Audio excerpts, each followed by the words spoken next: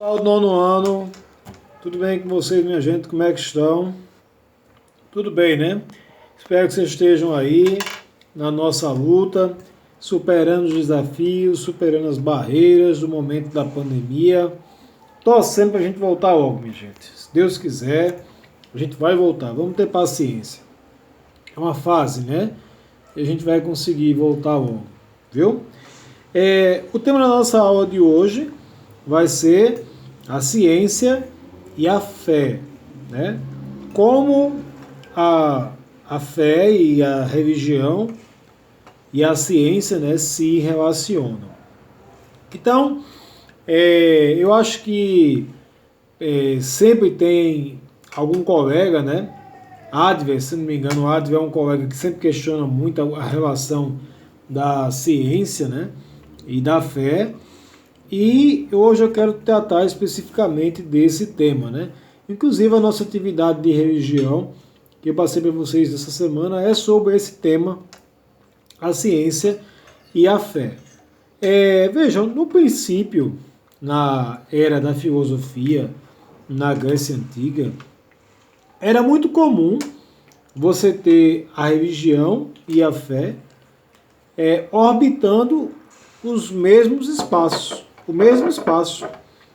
Então, você tinha as academias, né, filosóficas na Grécia Antiga ao lado dos templos. Então, os templos dedicados aos deuses gregos, Poseidon, Atena, Zeus, você tinha os templos, né, Hermes, você tinha os templos ao lado das academias de filosofia da Grécia Antiga. Então, era muito comum a religião fomentar a ciência. Então, a religião ela acabava estimulando, de uma certa forma, a ciência. Os sacerdotes dos templos, né, da Grécia Antiga geralmente também eram filósofos ou estudavam filosofia. E aí havia um fomento, né? Havia um estímulo, havia um incentivo da religião para a ciência. Mas já haviam questionamentos naquela época sobre o papel da religião na sociedade. A filosofia sempre fez esse questionamento. Mas isso não era motivo para desavenças, desafetos, né? Ou desentendimentos. Não, de maneira nenhuma. Pelo contrário, né? Na Grécia Antiga, as religiões aceitavam as críticas da filosofia como uma crítica construtiva, como uma crítica para, de certa forma, melhorar, né, se aprimorar o pensamento religioso. Então era isso que se fazia na Grécia Antiga. No Egito, né, acontece a mesma coisa. No Egito você vai ter os templos, né, os santuários dos deuses egípcios, muito relacionados com os escribas, os matemáticos, os engenheiros. Então veja que a religião sempre se relacionou com a ciência, desde a antiguidade, de maneira positiva, né?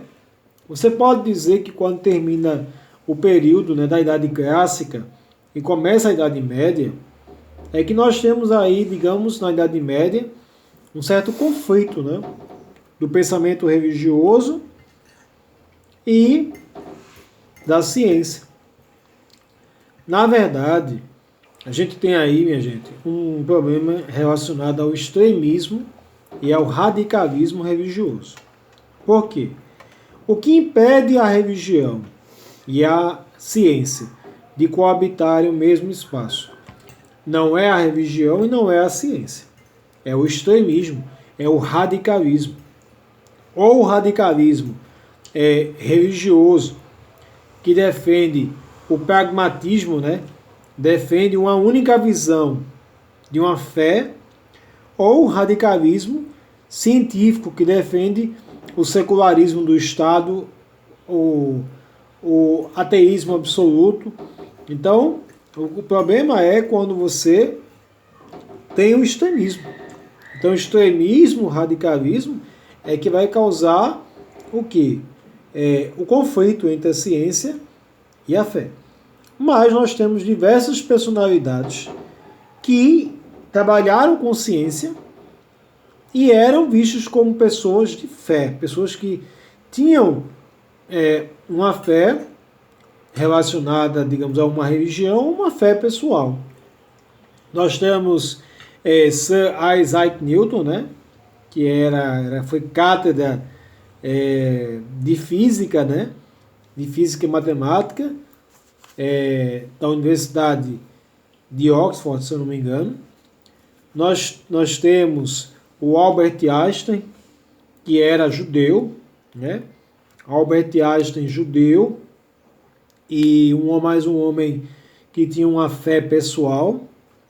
Então, diversas personalidades, diversos cientistas que tinham uma fé baseada numa experiência pessoal ou numa visão de vida particular. Albert Einstein é uma pessoa que é muito relacionada, né, a esse conceito de fé e religião. Porque o Albert Einstein, embora fosse judeu, ele tinha uma fé, digamos assim, ecumênica. Uma fé que se ampliava para além do judaísmo. Isaac Newton, há uma história de que diz que Isaac Newton, inclusive, tinha o sonho de ser padre, né, quando jovem. E ele era um dos cientistas, né, foi um dos cientistas mais espetaculares que a humanidade já teve, desenvolvendo a teoria da gravidade, né, a teoria gravitacional dos corpos, né, de Isaac Newton. Então, o que é que nós devemos compreender? Que a religião, ela não é um problema para a fé, e a fé não é um problema para a religião, de maneira nenhuma. Ambas podem coexistir pacificamente, desde que possam ampliar a sua visão e a sua compreensão da vida e do mundo. Então, como assim ampliar a sua compreensão da vida e do mundo? Veja, a religião não pode ter uma visão limitada, utilizando-se unicamente da fé ou da religião para explicar a vida. E a ciência não pode ter uma visão limitada, utilizando-se somente de cálculos e de experimentos práticos para explicar todos os acontecimentos e fases da vida. Então, quer dizer, é preciso ter uma visão ampla e além. Então, a ciência pode utilizar a experiência religiosa para auxiliar na compreensão da vida, da existência do cosmos e do universo? Pode. A religião pode utilizar-se da ciência para compreender aspectos ou fenômenos da vida ainda incompreensíveis e que não podem ser explicados pela fé? Pode. Então, minha gente, é necessário que haja uma ampliação da visão da vida, tanto do religioso como do cientista. É preciso que haja um equilíbrio, é preciso que haja uma dosagem certa, né? Haja uma boa dosagem, na medida certa. Quando houver essa dosagem na medida certa, religião e ciência poderão se compreender e coexistir. Então é necessário que a ciência amplie a sua visão da vida e a religião também amplie a sua visão da vida. É correto você dizer que somente a ciência está certa? Não.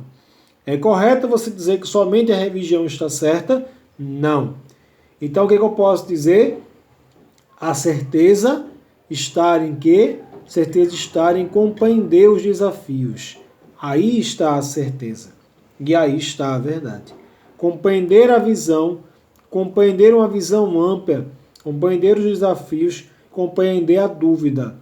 A ciência existe para questionar. A religião existe para questionar também. E ambas se questionando, podem encontrar a verdade e a resposta para os desafios deste mundo. Pessoal, espero que vocês tenham conseguido compreender um pouco do conteúdo que eu transmiti para vocês hoje. Façam a atividade e sexta-feira vou corrigir os trabalhos de artes, viu, minha gente? Tchau, pessoal.